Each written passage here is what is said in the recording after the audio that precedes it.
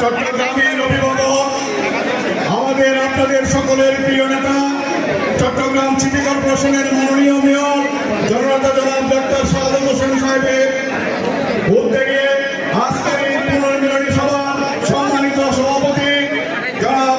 doctor Shahadat Hossain সাহেব, উপস্থিত সর্বস্তরের জাতীয়তাবাদী দলের নেতৃবৃন্দ,